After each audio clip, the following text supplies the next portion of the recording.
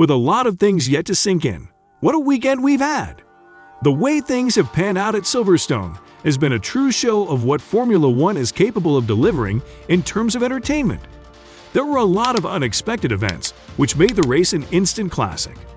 Before we make a recap on the mind-blowing Formula One race we have witnessed, let's talk a bit about the support series, most specifically about Formula 2, which also had its race in Silverstone. And man, what an eventful race that was as well.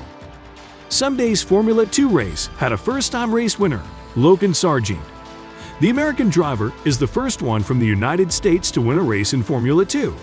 Such as Carlos Sainz did later on in Formula 1, he managed to convert his pole position into his first race win in the series. Also, it was a home race win for his team, Carlin. The podium was completed by Theo Pourchaire and Liam Lawson. There was another very important event in that race, which was unfortunately an accident. Fortunately though, no driver was harmed again, thanks to the halo. Drivers involved were Prema S. Dennis Hodgert and Dam S. Roy Nissany. On a very close first lap, the Norwegian driver ended up with his car on top of the Israeli driver's head. If the halo had not been there, it is very hard to imagine Nissany unharmed. The halo has saved a life one more time, similar to what happened between Hamilton and Verstappen in Monza last year. This was, surprisingly, not the only life that the halo saved this weekend. It is very unfortunate that there has been more than one serious accident the same day, but we must be thankful that all drivers are fine. Switching the focus now to the Formula One race, the British Grand Prix, the first lap was also a complete mess. There were two different accidents on this occasion. One was caused by Sebastian Vettel running into the back of Alex Albon's Williams, who hit the wall and then interfered with Yuki Tsunoda, breaking his front wing and forcing him to get his car repaired in the pit lane during the red flag. The other incident, which caused the red flag, was a lot more scary, as we could see Juan Ayuso's Alfa Romeo at the back of the image, rolling down the gravel, upside down, when the cameras were focusing on Verstappen taking the lead.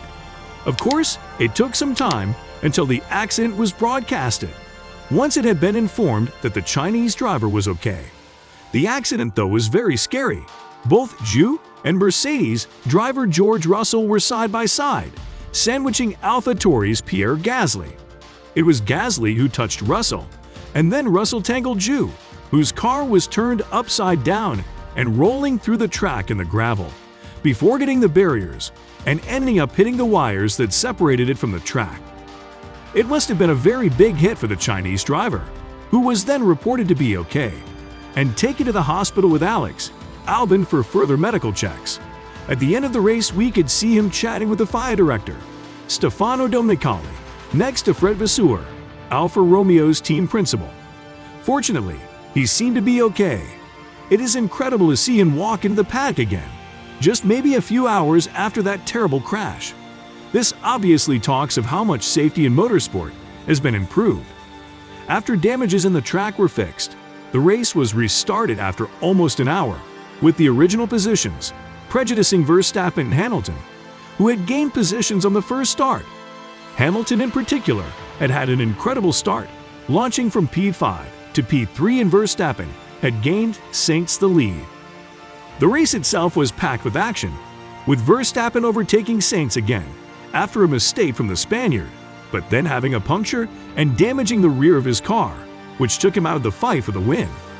It was the Ferraris who were at the front, but Hamilton managed to make his first stint longer, managing incredible pace, so as to take the lead when the Ferraris pitted, and eventually coming back out from his stop in P3, 4 seconds away from the lead.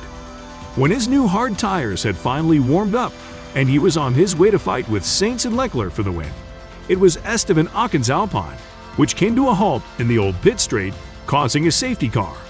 Leclerc was on the lead at the time, and all of the drivers behind were able to pit. By this time, Checo Perez was back in the fight as well, after damaging his front wing with contact with Leclerc at the restart and having to pit immediately to fix that. It was an incredible charge down the field from the Mexican. So the situation was Leclerc with used hard tires, and then Sainz, Hamilton, Perez, Alonso and Norris, all of them with new soft tires behind. A few laps of safety car, were needed to take the Alpine out of the track, and eventually, we were on to some of the greatest racing we had over recent times. Firstly, Sainz and Leclerc were fighting for P1, and right behind, Chico was attacking Hamilton.